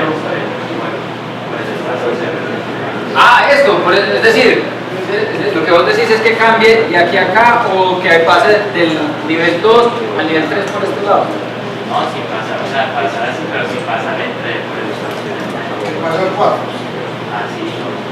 Vos decís que es decir, que haya una distancia recorrida. Exactamente. Si hay en términos generales, eso no es completamente correcto. Porque como ya no vamos a ver ahorita, como vamos a ver el sábado, hay ese cambio de pasar de aquí, de este nivel de energía acá, a este nivel de energía acá, lo que hay involucrado es un cambio en la función de onda del electrón. Y un cambio en la función de onda implica un cambio en la probabilidad de encontrar el electrón. Y eso ya implica que no es que usted vio que el electrón pasó de una órbita a la otra, sino que probabilísticamente cambió la posición en términos de que ahora es más probable encontrarlo en este nivel de energía que en este otro. No hay forma cuántica de asociar una trayectoria a ese movimiento. En mecánica cuántica la idea de las trayectorias se va a desaparecer porque ahora va a ser un asunto de probabilidades. Profesor Juan Carlos, con respecto a la pregunta de Pablo, que yo no sé si le entendí mal, usted dice de que un átomo puede tener la cantidad de electrones y sigue siendo el mismo elemento. Sí. Profesor. Claro, usted puede tener un átomo. Perdón, yo a usted le voy a aceptar, pues estamos en la academia, la discusión que pueden hacer. Yo le acepto a usted que el protón me determine las características químicas de un elemento, ¿cierto? Pero yo no creo, profe, y me disculpa, y con mucho respeto le digo esto, ¿cierto? De que se diga de que un átomo puede contener la cantidad de electrones que desee y siga siendo el mismo átomo. Electrones, usted lo acaba de decir. Sí. Entonces esa es mi duda. Por ejemplo, pongamos el ejemplo más simple de todos, el átomo de hidrógeno, que es el modelo que nosotros estamos describiendo. El átomo de hidrógeno, ¿cuántos electrones tiene? Tiene uno.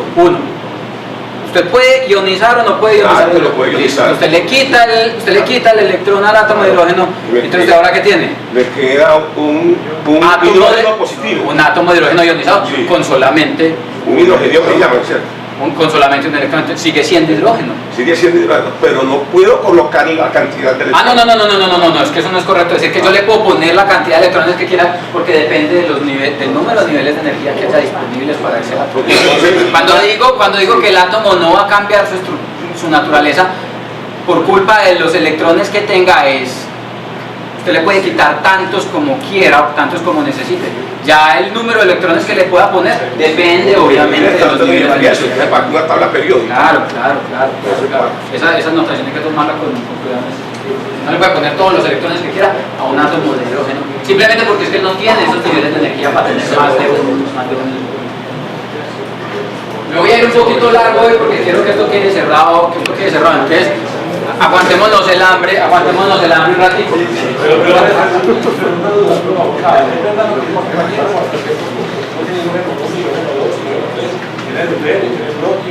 El deuterio es un isótopo de 3 electrones.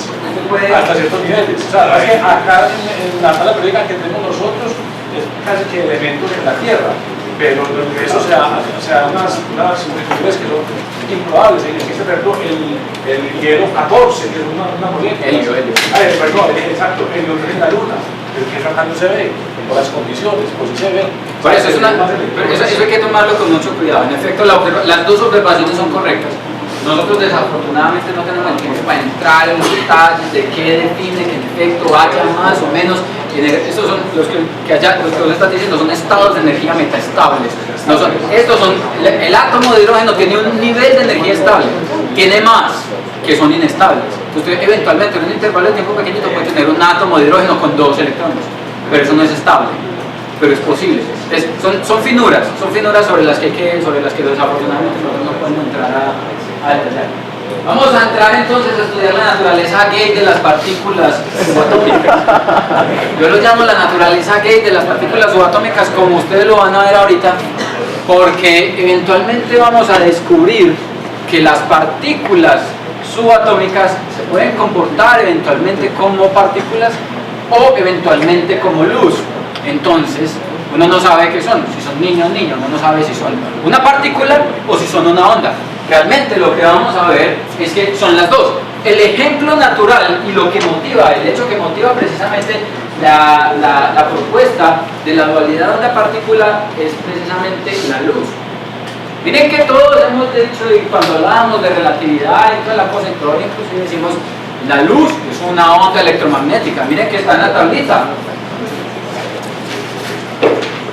El espectro electromagnético está asociado a las ondas electromagnéticas y hemos dicho que la luz es una onda electromagnética, una onda.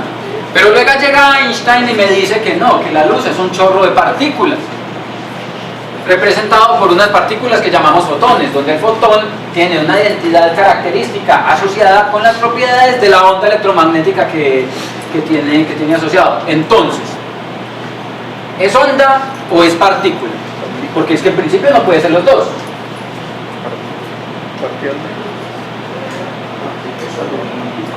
La pregunta es, ¿por qué no puede ser los dos?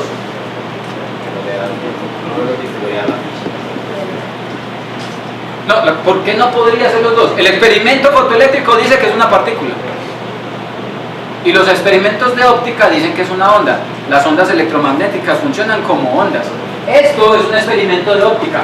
Una característica particular de las ondas, de cualquier onda, absolutamente cualquier onda, es un proceso de difracción. Una onda se difracta, cambia la dirección de propagación dependiendo de la manera como interactúe con cuerpos físicos. Eso es lo que pasa, por ejemplo, con las ondas en el agua cuando se encuentran con un puente, una viga o cualquier cosa, que forman un patrón alrededor de la viga y forman un patrón de interferencia dependiendo por ejemplo, en un estanque. Te hace ondas en la mitad, luego encuentra un patrón diferente debido a la manera como se suman las ondas que van saliendo desde el centro donde usted está perturbando y las que se vienen reflejando desde las paredes. Este experimento de difracción es muy normal, es muy común. Ustedes inclusive lo podrían hacer, vean. Yo no sé si yo tengo mucha imaginación o mi imaginación no lo puede hacer. Usted puede controlar con suficiente finura la separación entre sus dos dedos y los pone a una distancia dada contra la lámpara, puede llegar un momento en el que usted alcanza a verificar que la lámpara se ve en varias rayitas oscuras y brillantes. Eso hay que hacerlo con mucho cuidado. Eso no se puede hacer con el temblereque que da la mano. Eso es difracción. ¿Qué es lo que pasa? ¿Qué es lo que pasa en un proceso de difracción? Como la luz es una onda, ahorita juegan con los dos muchachos. Como la luz es una onda, lo que pasa es lo siguiente. Suponga entonces que usted tiene una placa oscura aquí y le hace dos agujeros arrendijados, así como lo que usted haría con sus dedos. La luz que incide aquí es una onda. Las dos rendijas, cuando usted las ve de este lado, se van a comportar como dos fuentes de radiación independientes, una rendija y la otra. Esas dos fuentes de radiación van a emitir ondas independientemente. Eso es lo que usted ve cuando tiene una lamparita, y dos huequitos independientes delante de esa lamparita. Resulta entonces que estas dos fuentes de radiación van a emitir ondas electromagnéticas, ondas de luz, que se van a propagar en el espacio entre esta placa y esta. La manera como lleguen, o la manera como usted ve la luz en esta placa, depende de la forma como se sumen las dos ondas electromagnéticas, así como depende la forma del patrón de ondas que usted ve en el agua cuando ve el resultado total de la suma de las ondas que usted produjo con su dedo, más la que se reflejaron contra la pared del estanque. Como las ondas son ondas, las ondas en principio se pueden sumar. Entonces, lo que usted ve aquí en esta placa de proyección no es más que la suma, la superposición de las ondas electromagnéticas emitidas por esta fuente y por esta fuente. Resulta que las ondas se pueden sumar constructivamente o destructivamente.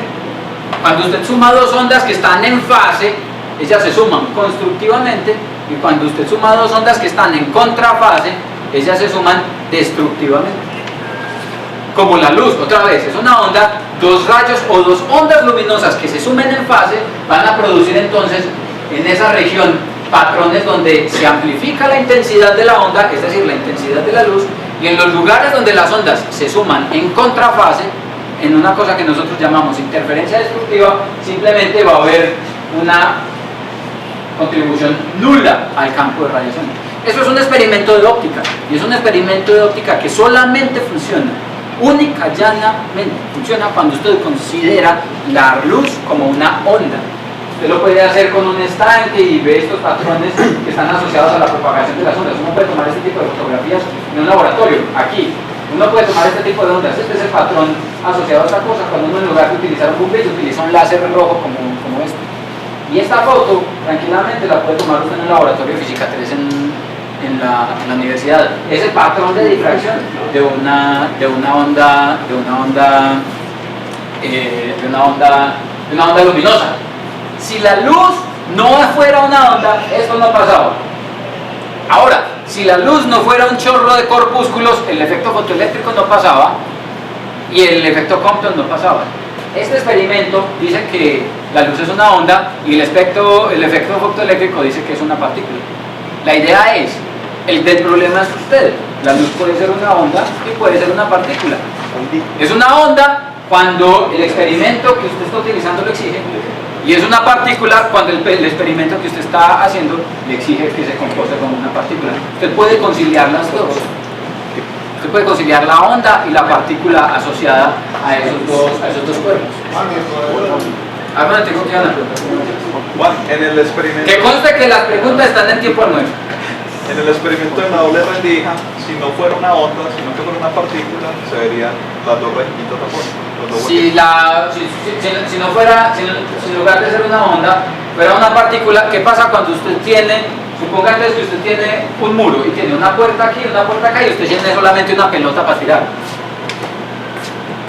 Entonces yo tengo una puerta allá y una puerta allá, y yo tiro la pelota, ¿yo qué tiro? Una pelota. ¿Y qué pasa a través de la rendija? Una pelota. Lo que usted ve aquí es el impacto de una pelota. No las dos al mismo tiempo por el canal. Cuando tira una. Profe. Cuando tira una. ¿Qué pasa cuando tira varias? ¿Qué pasa cuando tira muchas? El patrón del efecto fotoeléctrico explica que la luz sea una partícula que no es forma de onda. ¿Qué es una partícula que se mueve en forma de onda? La ondícula. Una ondícula. Una onda es una propagación, una perturbación del espacio-tiempo. Una onda es una onda y un cuerpo es un cuerpo. Una onda es una propagación, una perturbación que se propaga en un medio, sin asociar ningún desplazamiento a ese medio. Eso es lo que pasa con el sonido. Cuando yo estoy hablando, produzco una perturbación aquí que se propaga a través del medio. Lo que está viajando es la perturbación, no el medio. Cuando usted tiene una partícula viajando, la partícula sale de aquí y llega hasta allá. Es completamente diferente.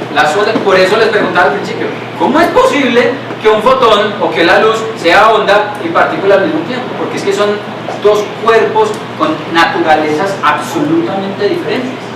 Una onda no tiene una existencia material, una onda usted no la puede representar con un cuerpo, mientras que un cuerpo es un cuerpo y usted no lo puede representar como una onda.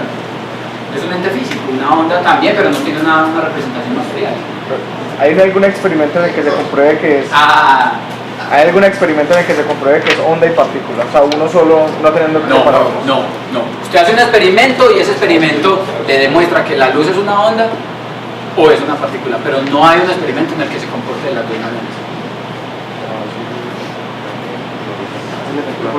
¿Qué pasa entonces cuando usted considera, no en lugar de un fotón, una pelota de tenis?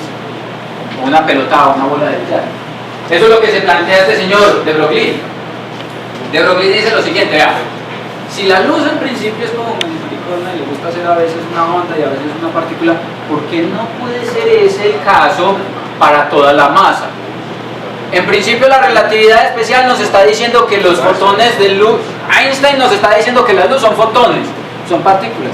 La relatividad especial nos permite establecer una relación entre la energía del fotón y su momento de una manera muy parecida a la relación que hay entre la energía y el momento de cualquier partícula con masa. ¿Ya? Entonces este señor dice lo siguiente: ¿por qué no pensar que la masa normal también le gusta jugar doble? ¿Por qué no pensar que la materia, ustedes, los balones de fútbol, los carros, los aviones, también se comportan como partículas y como ondas? Simplemente que depende del experimento que usted esté haciendo, a veces usted los ve como partículas y a veces usted los ve como ondas. ¿Cuáles serían las características de esa onda? Esa es la pregunta. ¿Y cómo es que usted no se da cuenta que usted es una onda? Esa es la otra pregunta. Usted me está diciendo, bueno, de hecho, yo también soy gay, sí, y a ver, sí soy, pues. Entonces, de una edad para adelante eso llega a pasar. Pero entonces, yo sé que yo soy una partícula, yo me veo y vea que yo me muevo y yo trazo una trayectoria, yo nunca me he comportado como una onda. Una particularidad de una onda, por ejemplo, es que puede estar en diferentes espacios, en diferentes puntos del espacio al mismo tiempo.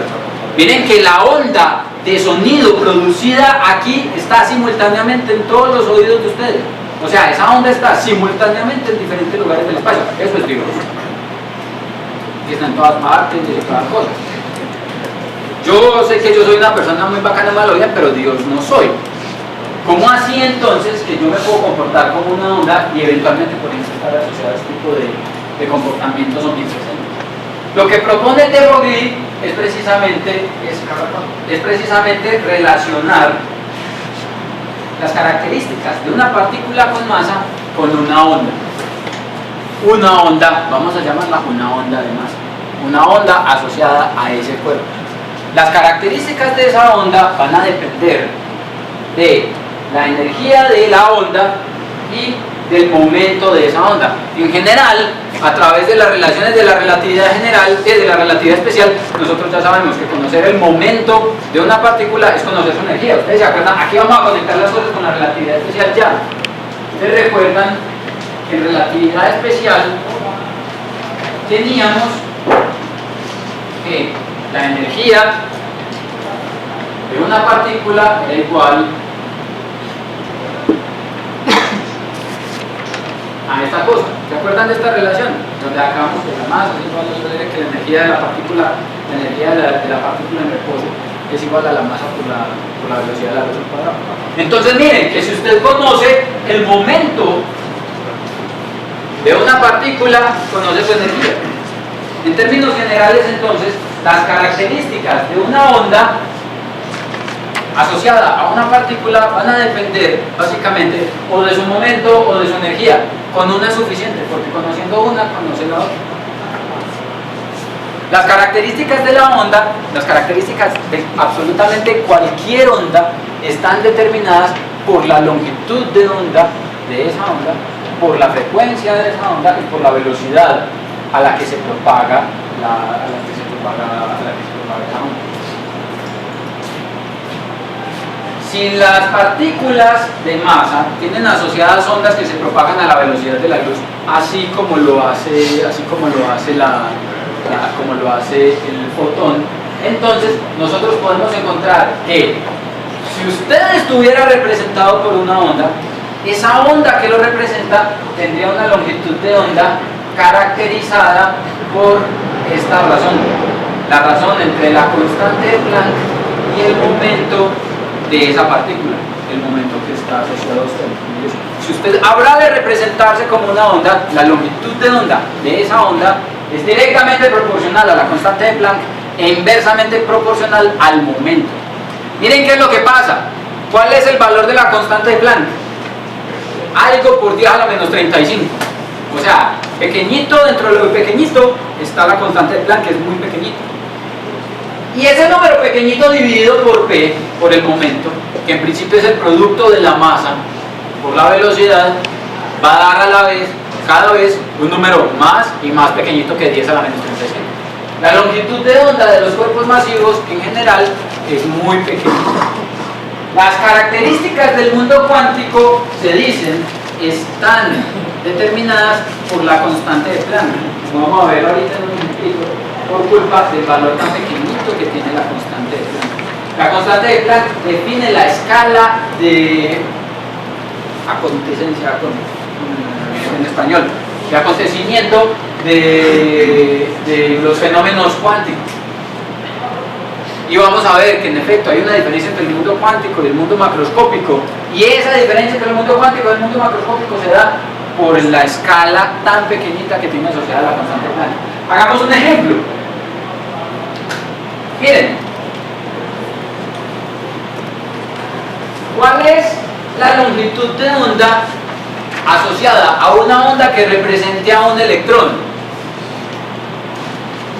Entonces, la longitud de onda asociada a la onda que le representa a un electrón es igual a, de acuerdo a la ecuación que teníamos aquí, mirenla, esta es h sobre p, es decir, 6 punto algo por 10 a la menos 35 sobre el momento de un electrón. Supongamos que es un electrón que se está moviendo a 3 por 10 a la 6 metros por segundo, 1 millón de metros por segundo. Es una centésima parte de la velocidad, una décima parte de la velocidad de la luz. Es decir, la masa del electrón por 3 por 10 a la 6 metros sobre segundo. Estos son 15 por segundo, son con esto y luego paramos eso combinando. La masa del electrón, se me olvidó otra vez la masa.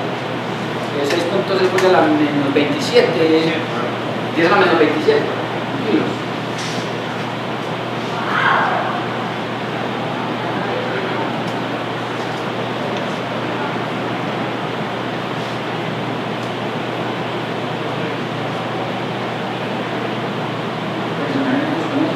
Y las unidades ahí nos van a parar. Esto me va a dar la longitud de onda asociada a la onda que representa al electrón. Ahora, supongamos que yo voy a hacer exactamente lo mismo para Pablo, que sale a trotar mañana por la mañana. ¿Ya? Vamos a calcular la longitud de onda de Pablo. La longitud de onda de Pablo va a ser igual entonces a h dividido el momento de Pablo, que es igual a 6 por 10 a la menos 35 por segundo, dividido el momento de Pablo. Supongamos que Pablo pesa 70 kilos. Cuando tenía 70 kilos y que corre a 3 metros por segundo. Es decir, es Pablo después de que ya trotando un año y medio.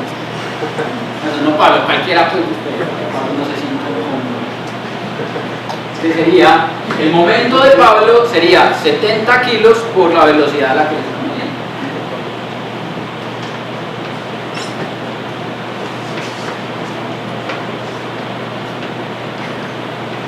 ¿Cómo nos dan esos números?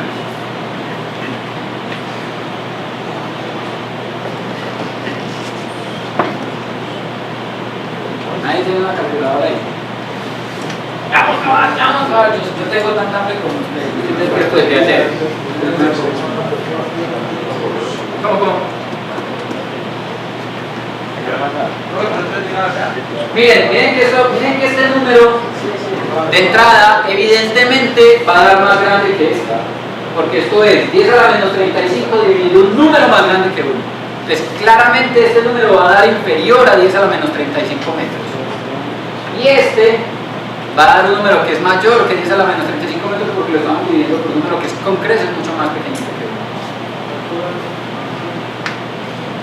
10 a la menos 35 dividido 10 a la menos 21. Dividido 10 a la menos 21.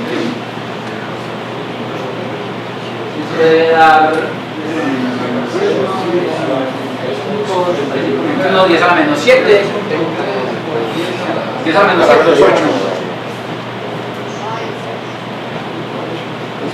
Por 10 a la menos ¿qué? 2 por 10 a la menos 14. 21. La menos 14. 35 menos 21. 2 por 10 a la menos 14. 2 por 10 a la menos 14. No, depende de las constantes. No le presten atención a las constantes que aparecen aquí. Presten atención a la. Por 10 a la menos 14 metros. ¿Y este cuánto digo?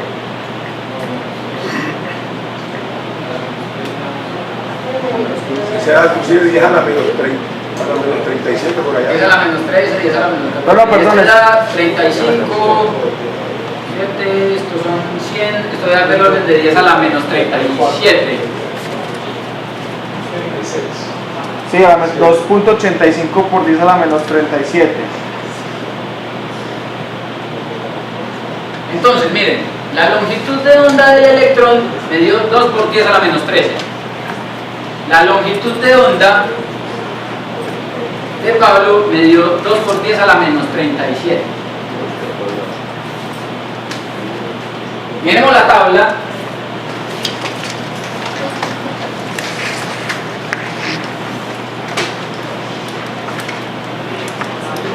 Y miren la grafiquita de arriba del espectro electromagnético. Miren que en la grafiquita del espectro electromagnético aparece en la parte de abajo la longitud de onda en metros. Miren que la longitud de onda de los rayos gamma es del orden de 10 a la menos 14 metros. La longitud de onda de un electrón representado por una onda mecánico-cuántica es comparable a la longitud de onda de un rayo gamma. El electrón es una partícula puntual, muy pequeñita. En principio, uno no puede medir el tamaño del electrón. De tal manera que esa longitud de onda es con creces, por más que sea pequeñita, es con creces mucho más grande que el electrón mismo. Y por eso, en principio, un electrón se podría comportar como una onda y uno debería ver que en efecto se comporte como una onda. Ahora, miremos el resultado para Pablo. La longitud de onda de la onda mecánico-cuántica asociada con Pablo tiene una longitud de onda de 10 a la menos 37 metros. Pablo tiene 1 metro de diámetro. 10 a la menos 37 no es el grosor de un pelo en el ombligo de Pablo. ¿No te molesta que te tengo? Es que yo no tengo metro de diámetro. El 10 a la menos 37 no representa una cantidad infinitesimal del grosor de un pelo en la barriga de alguien. La longitud de onda asociada a la onda de Pablo indica que la onda de Pablo está dentro de Pablo. Y por eso la forma como nosotros vemos a Pablo es como un corpúsculo. Una onda, en principio, como la onda de sonido, se propaga en diferentes direcciones, en escalas que son comparables con su longitud de onda. Si el corpúsculo asociado a esa onda es más grande que la longitud de onda misma, querrá decir entonces que va a ser más fácil ver a Pablo como una partícula clásica que como una onda.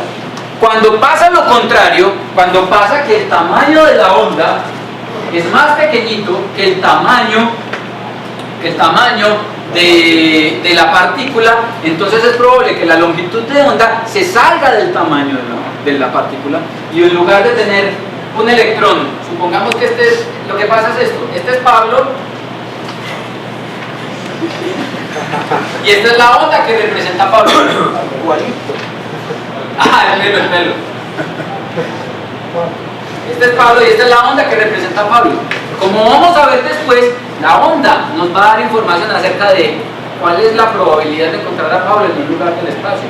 Y esa probabilidad está justo dentro de Pablo, por tener una longitud de onda tan chiquitita.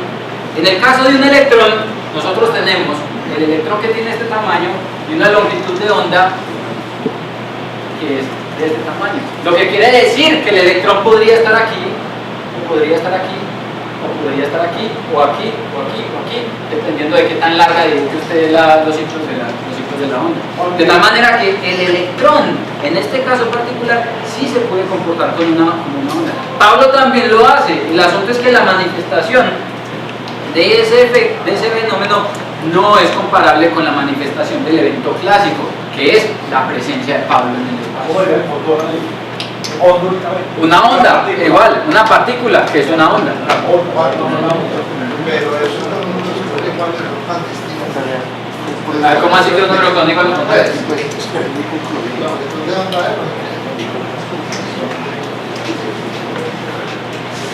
La fórmula es la misma. ¿Qué es lo que es distinto? Las características del universo en el que se mueve Pablo y las características del universo, cuando me refiero al universo, es del vecindario, del entorno en el que se mueve Pablo y las características del entorno en el que se mueve el electrón. Hagan este ejercicio, calculen cuál sería la longitud de onda de la onda asociada a Pablo si Pablo se moviera al 99% de la velocidad de la luz. Calculen. Y van a verificar que en efecto esta longitud de onda va a ser distinta y probablemente cuando Pablo se mueva al 99% de la velocidad de la luz va a tener un momento tan grande que su longitud de onda va a ser tan grande que podría darse la situación que se comporte como una onda cuando se mueva a la velocidad relativista. Hagan este cálculo, simplemente cambiando la velocidad. En lugar de tener 3 metros por segundo, pongan la velocidad de la luz y verifiquen. Es más chiquita. Ah, sí. Hagan el cálculo de todas formas, en el caso relativista. Me interesa que hagan el ejemplo en el caso relativista. Profe, a la menos 45. A la velocidad de la luz. Pues al 99%.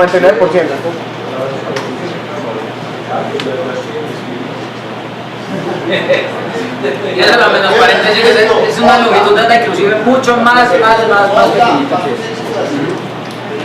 Sigue siendo un corpúsculo bastante grande, aún sin considerar ninguna de las correcciones relativistas. Vamos a dejarlo ahí entonces para que nos vamos a pensar que estamos cubriendo la inanición.